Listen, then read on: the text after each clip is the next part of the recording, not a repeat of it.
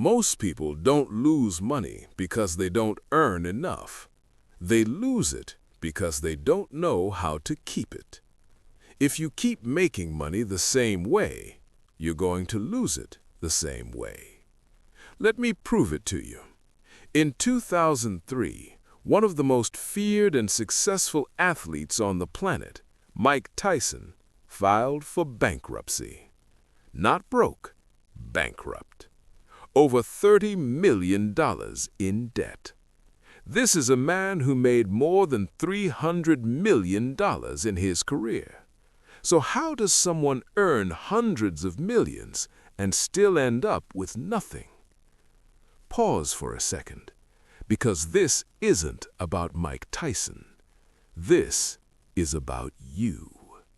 Because if you don't understand what went wrong, you might be on the exact same path, just at a smaller scale. And here's the uncomfortable truth. Making money is not the problem. Keeping it is. Now think about your own life for a moment.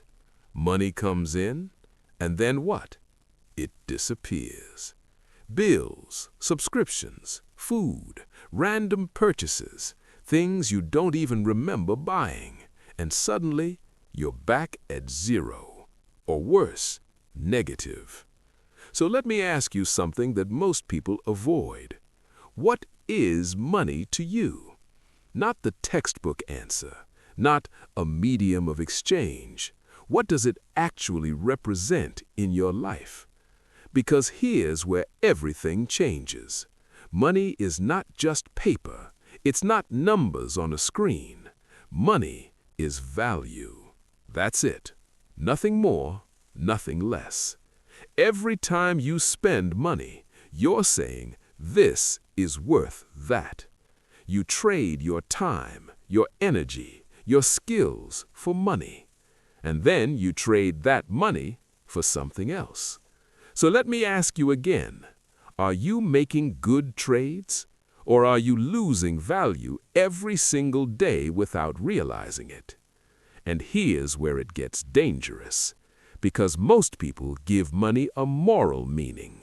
Money is evil. Rich people are greedy. They must have taken advantage of others. But that's not true. Money doesn't make you good or bad. It just amplifies who you already are. And that's the part nobody wants to admit. Now here's where things get even more interesting. Because understanding money equals value sounds nice, but it doesn't change your life. It doesn't fix your bank account. So what actually does? Your relationship with money. And this is where most people completely fail. There are only two things happening with your money at all times. You are either producing or consuming. That's it. Money comes in because you produced something. Money goes out because you consumed something. Simple. But here's the problem. Most people are addicted to consuming, and they don't even know it. Let me show you how this plays out. You get paid, you feel good, you reward yourself. Maybe it's food, maybe it's clothes, maybe it's a new phone, even though your old one works perfectly. And just like that, your money is gone. But here's the scary part. It doesn't feel like a problem. It feels normal. And that's exactly why it's dangerous. Because this is how people making $1,000 a month and people making $10,000 a month end up in the same situation. Broke. Or living paycheck to paycheck. Yes, even people earning 6 figures. Think about that. How do you make $100,000 a year and still feel broke? Simple. Consumption is outpacing production. And until that changes, nothing changes. Now here's where most people go wrong. They think the solution is make more money. Sounds logical, right? But here's the catch. If you can't manage $1,000, you won't manage $10,000. You'll just spend more faster. And this is where people get trapped in something called the money trap, also known as the rat race. But not in the way you think. It's not about having a job. It's not about working 9 to 5. The real rat race is this: living on the edge. One paycheck away from stress. One emergency away from chaos. And here's the worst part. You don't feel free anymore. Your job becomes survival. Your income becomes oxygen. And without it, everything collapses. Now ask yourself honestly, is that freedom? Or is that pressure disguised as stability? And this is where things get uncomfortable, because the first step to fixing this is awareness. And most people avoid it. There's actually a psychological term for it: the ostrich effect. It's when you avoid looking at your finances because you're afraid of what you'll see. Like not checking your bank account after spending too much.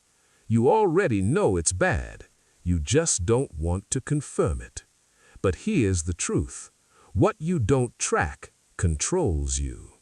So if you want to break this cycle, you need to face it. Track everything, every expense, every habit, every pattern. Because once you see it clearly, you can't unsee it. And that's when change begins.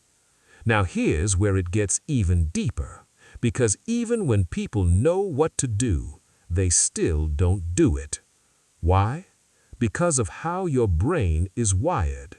You are biologically programmed to choose short-term pleasure over long-term gain. It's called hyperbolic discounting. In simple terms, you'd rather feel good now than be rich later. So you buy the shoes, you order the food, you upgrade the lifestyle, even when you know it's hurting you. And then there's another trap: social pressure. You see people online living a certain way, driving certain cars, wearing certain brands, traveling, posting, and without realizing it, you start copying them, trying to keep up, trying to look like you have money instead of actually having it.